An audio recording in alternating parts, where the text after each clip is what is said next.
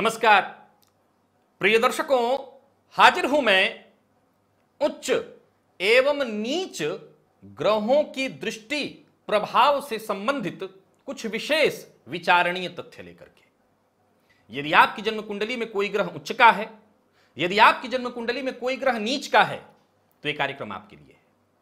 अथवा अगर आप ज्योतिष में रुचि रखते हैं, दिलचस्पी है आपकी, आप सीख रहे हैं, तो यह कार्यक्रम आपके लिए है।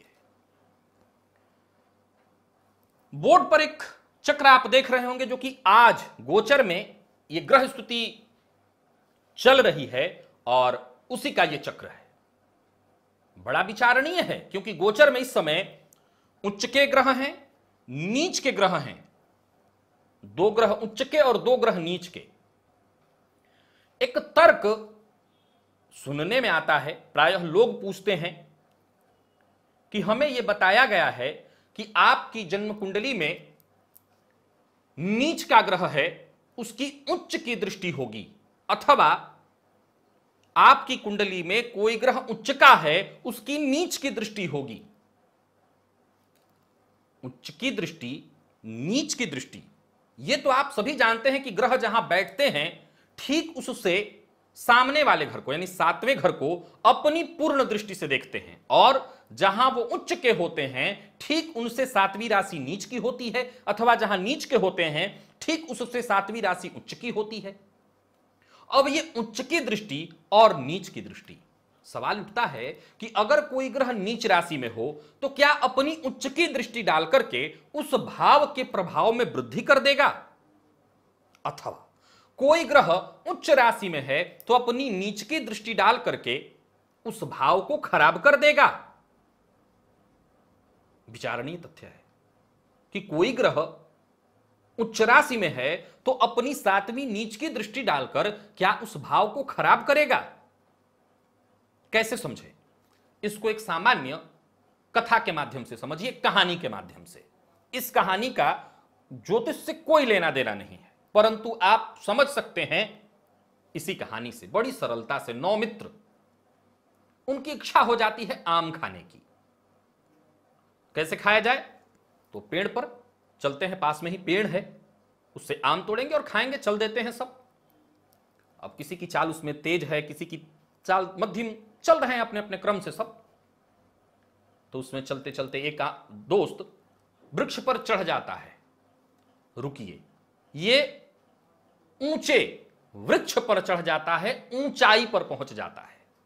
ध्यान से समझिए, ये ऊंचाई पर चढ़ जाता है जहां कि उसे आसपास बिल्कुल, चूंकि आम का वृक्ष आम से लदा हुआ है, बढ़िया सुंदर आम से, और वहां पर वो दोस्त पहुंच जाता है ऊंचाई पर। बड़ी आसानी से समझ सकते हैं कि आप ये बात कि वो दोस्त बड़े प्रेम से ऊंचाई पर बैठे बैठे चाहे तो भरपेट आम खाए, आम ही आम, चारों तरफ जहां हाथ बढ़ाए उसे आम मिल रहा है, और चाहे तो बड़े प्रेम से नीचे आसपास अगल बगल जहां जहां वो फेंक सकता है, जहां जहां वो फेंक सकता है, हो सकता है केवल सामने ही फेंक सके, तो वो आम फेंक सकता है। उसके पास फेंकने के लिए अगर कुछ है, निसंदेह पत्तियां भी होंगी, काम की चीजें ही आएंगी। टहनियां तोड़ के फेंक सकता है, पत्तियां तोड़ सकता है, मुख्यतः आम के वृक्ष पर, फल पर बैठा है तो आम ही तोड़कर फेंकेगा। सामान्य प्रथम दृष्टया तो ऐसा ही लगता है।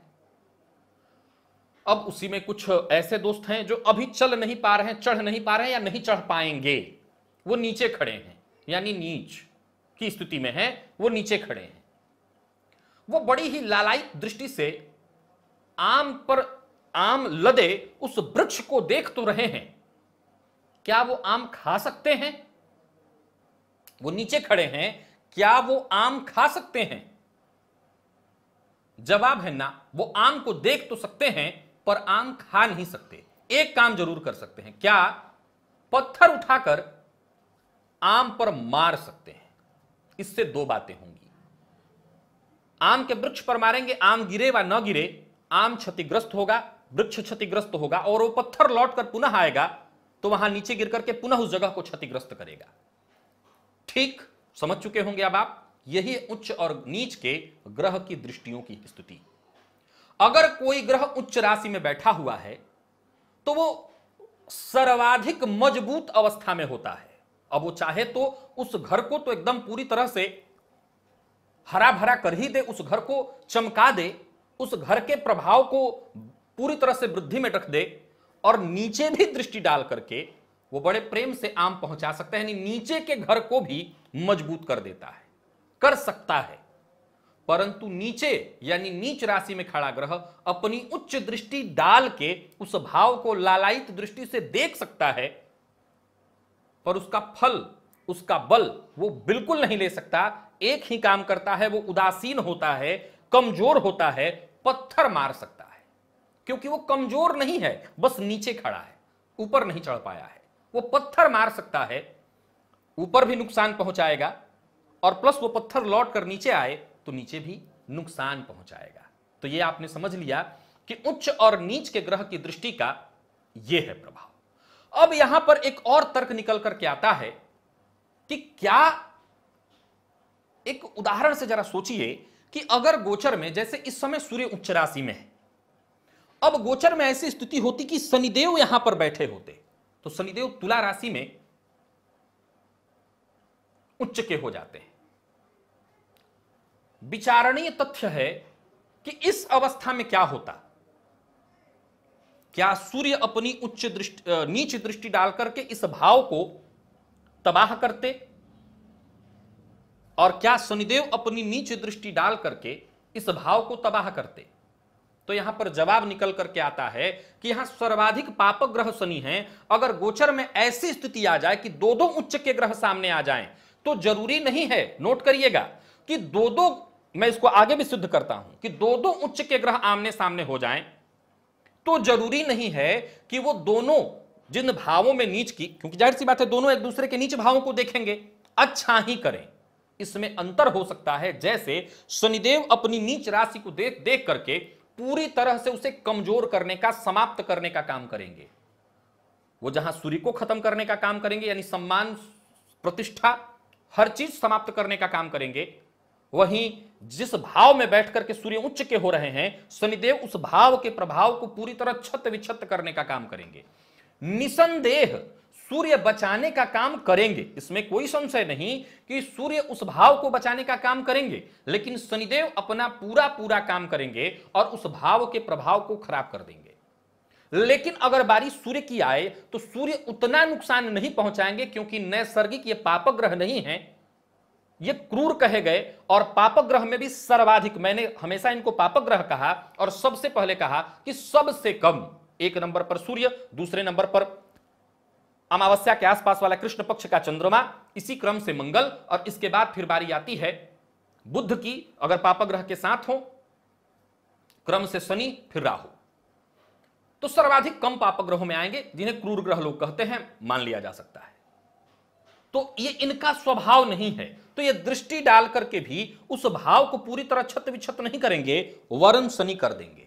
अब सुनिए ये क्यों कहा, क्योंकि अगर गोचर में यही मंगल उच्च के हैं और गुरु उच्च के हो जाएं तो क्या होगा, तो जगमगा जाएगा।